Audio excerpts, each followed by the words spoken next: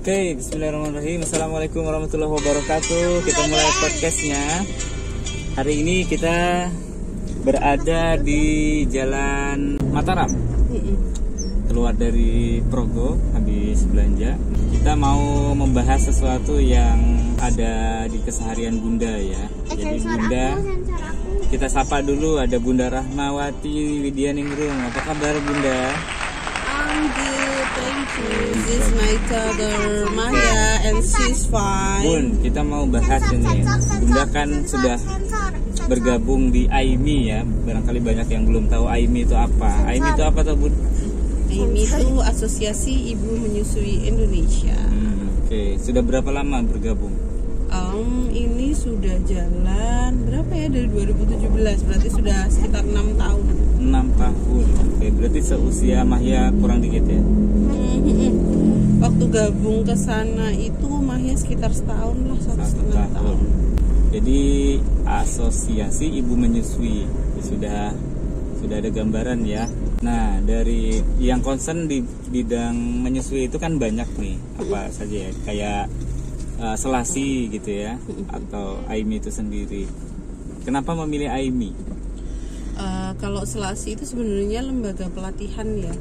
Nah, kalau AIMI itu basisnya itu dia adalah dari orang-orang yang punya concern untuk mendukung ibu itu untuk menyusui. Jadi tidak harus punya background kesehatan, lalu dia bisa jadi masyarakat umum yang mungkin bukan konselor gitu. Jadi siapapun bisa gabung di AIMI gitu, bisa mengambil peran di sana.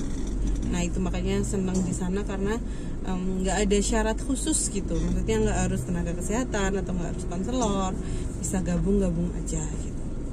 Berarti kalau mau gabung biasanya di setiap daerah itu ada perwakilan gitu. Jadi AIMI pusat itu ada di Jakarta, tapi AIMI sendiri itu punya beberapa daerah. Ada misalnya AIMI Jateng, AIMI DIY. Nah, nanti di bawah daerah itu ada lagi AIMI cabang. Misalnya DIY punya cabang Bantul seperti itu.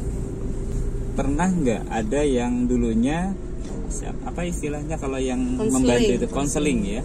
Konseling ke konsul ke konselingnya AIMI, terus jadi anggota AIMI.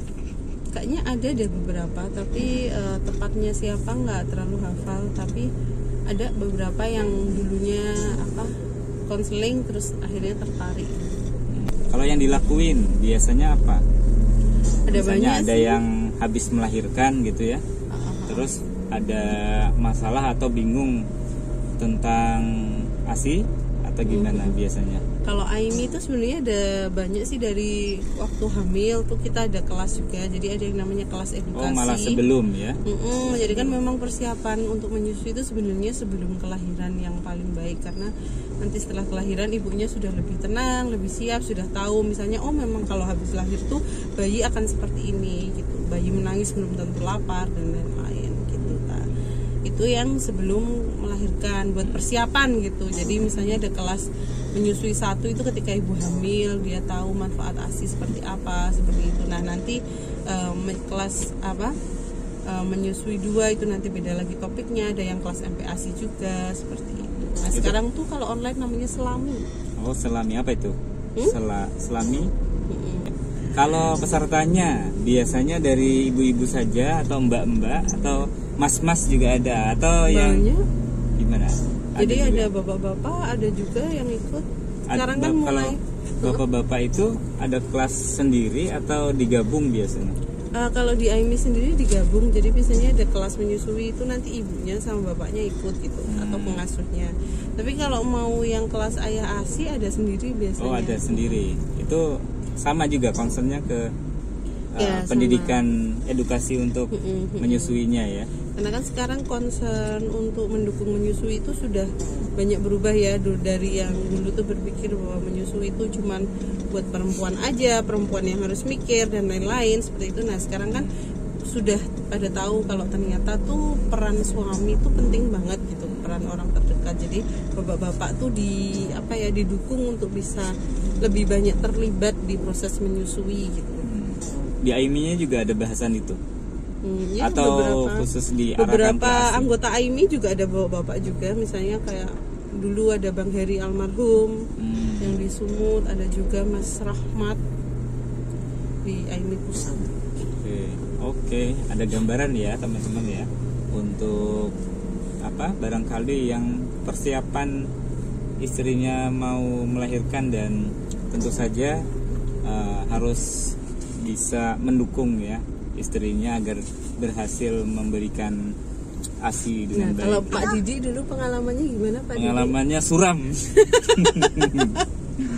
Ya itu barangkali kenapa mendukung sekali kegiatan Bunda di Aimi ya, karena tentu saja tidak ingin hal yang seperti dulu terjadi gitu ya, kebingungan sudah mendapati istri bingung menyusui kok nggak keluar ASInya gitu kan, terus panik, yang panik suaminya dan orang-orang di sekitarnya. Iya, banyak masalahnya ya gitu ya. Iya, jadi kan ternyata kalau kita tahu ilmunya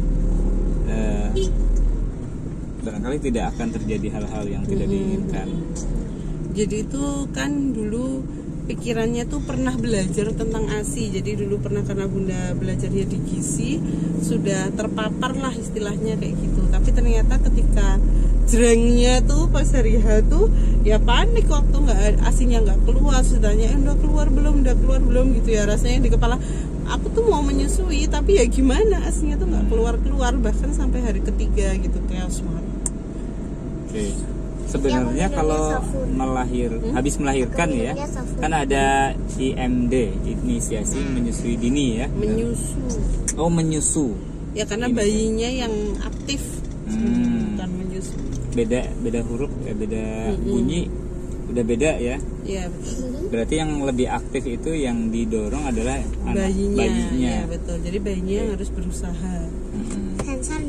Usaha dari orang tuanya pada saat IMD itu apa biasanya? Ya ibunya cuman memposisikan diri aja supaya bayinya bisa ditaruh di atasnya. Bapaknya? Terus, ya bisa nemenin, bisa nemenin ibunya. Yang namanya habis melahirkan itu kan secara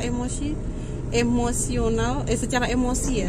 Secara emosi itu kan antara seneng tapi juga merasakan sakit, juga merasakan bingung. Jadi memang melahirkan itu adalah masa kritis ya pada tahap kehidupan seorang wanita itu gitu. Jadi benar-benar sebenarnya pendampingan orang-orang yang terdekat itu sangat diperlukan gitu. Sip. Kita masih terjebak macet, ini sepertinya akan